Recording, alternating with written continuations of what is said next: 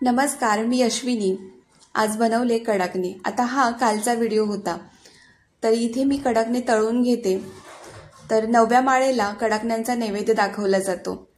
तर कडकणे तळून सुद्धा केले जातात आणि शेकून तव्यामध्ये तसे सुद्धा न तळता सुद्धा केले जातात।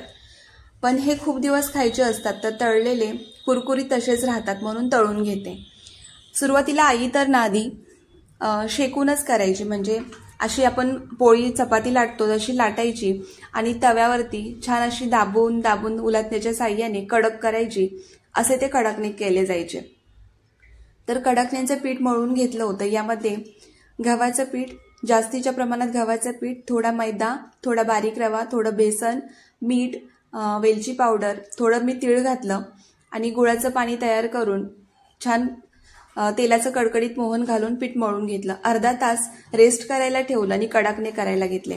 आता आकार मी मोठाच केलाय, कारण की भरपूर कडकणे तयार करायचे होते, तर पटपट उरकायला हवं म्हणून असे मोठे मोठे कडकणे तयार करून घेतले।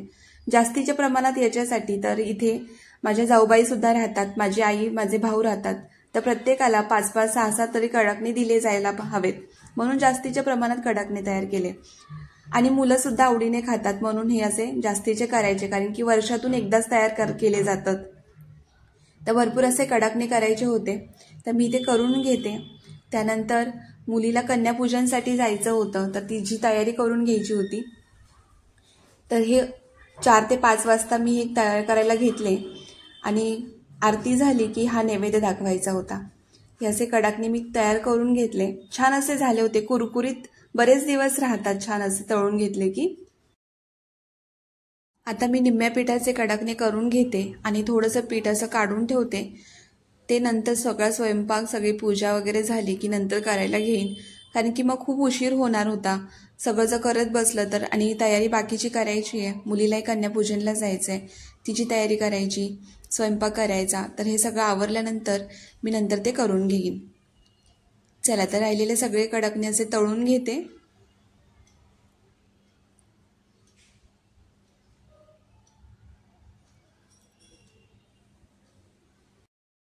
कडकणे पहा किती सुंदर झालेले आहेत।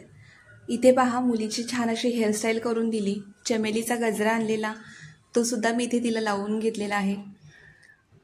तिला आम्ही कन्यापूजनसाठी हा असा ड्रेस घेतला, तो तिने घातला। आणि इथे मी सोमवारच्या बाजारातून 2 गळ्यातले सेट घेतलेले, एक माझ्या मुलीसाठी आणि एक माझ्या भाचीसाठी। छान असे मिळाले होते, 90ला 2। आणि तिच्या पायावरती असं छान कुंकवाने टिपके काढून घेतले। छान दिसतात हे असे टिपके पायावरती काढल्यानंतर।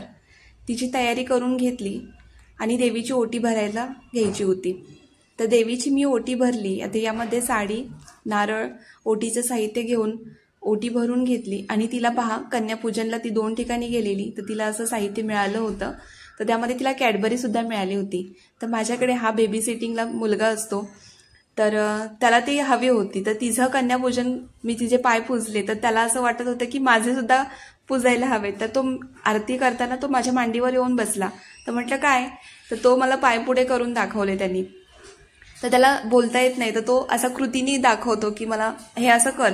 तर मग पटकन माझ्या लक्षात आलं की अरे, आपण तिची पूजा केली, हा असा राहूनच गेला। तर मुलींचंच का, फक्त आपल्या घरच्या मुलांचं सुद्धा आपण पूजन करायला हवं, त्यांच्याही दीर्घायुष्यासाठी, त्यांच्या आरोग्यासाठी आपण त्यांचं औक्षण करायला हवं। तर मग त्याच्या पायावरती सुद्धा हळदी कुंकवाने टिपके काढून घेतले आणि त्याला ती कॅडबरी हवी होती, तर त्याला ती कॅडबरी त्यांनी घेतली। नंतर तो छान असा खुश झाला।